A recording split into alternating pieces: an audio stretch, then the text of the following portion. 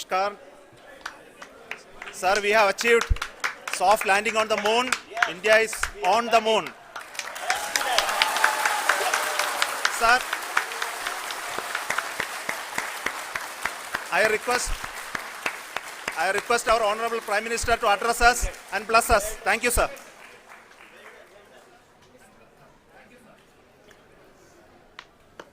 मेरे प्यारे परिवारजनों, जब हम अपनी आंखों के सामने ऐसा इतिहास बनते हुए देखते हैं तो जीवन धन्य हो जाता है। ऐसी ऐतिहासिक घटनाएं राष्ट्र जीवन की चिरंजीव चेतना बन जाती है।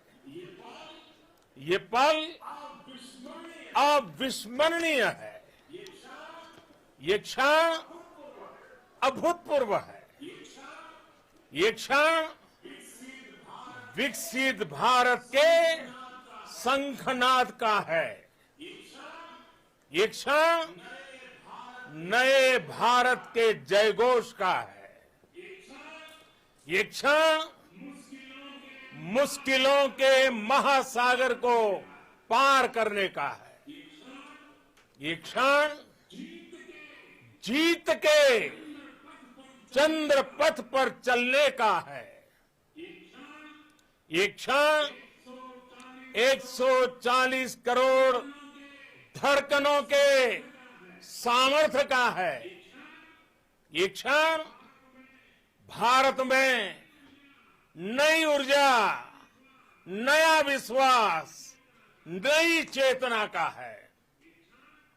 ये क्षण भारत के उदयमान भाग्य के आह्वान का है। अमृत काल की प्रथम प्रभा में सफलता की ये अमृत वर्षा हुई है। हमने धरती पर संकल्प लिया और चांद पर उसे साकार किया। और हमारे वैज्ञानिक साथियों ने भी कहा, India is now on the moon.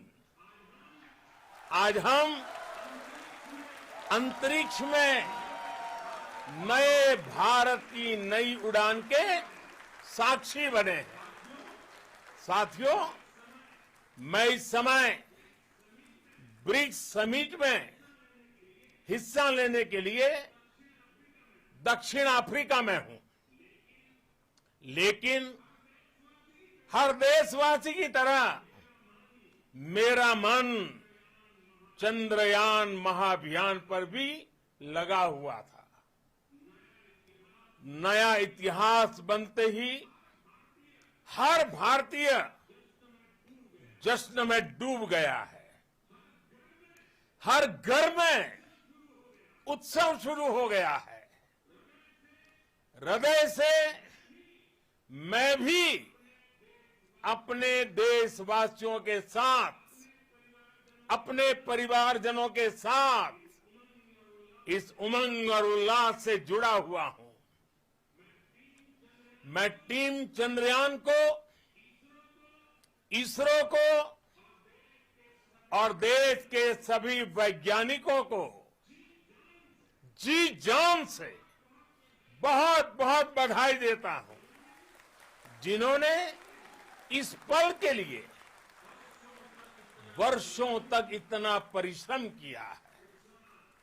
उत्साह, उमंग, आनंद और भावुकता से भरे इस अद्भुत पल के लिए मैं 140 करोड़ देशवासियों को भी कोटि कोटि बधाइयां देता हूं।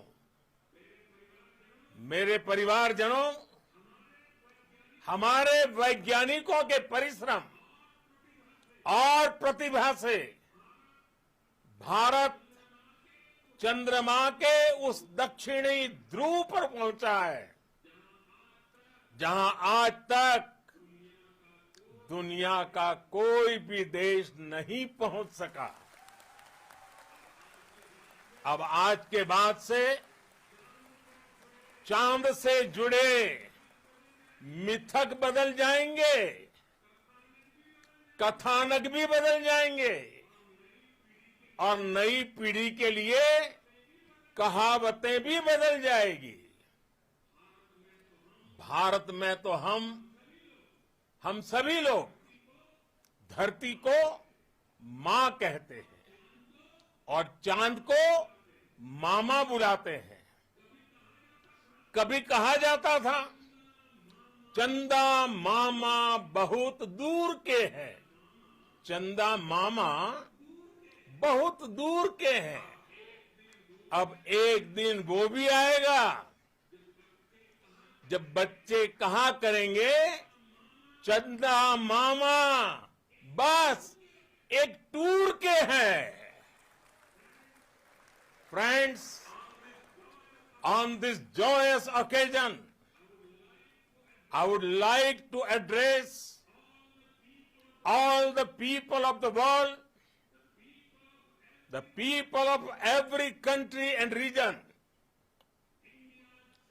India's successful moon mission is not just India's alone. This is a year in which the world is witnessing India's G20 presidency. Our approach of one earth, one family, one future is resonating across the globe. This human-centric approach that we present and that we represent has been welcomed universally. Our moon mission is also based on the same human-centric approach. Therefore, this success belongs to all of humanity, and it will help moon missions by other countries in the future.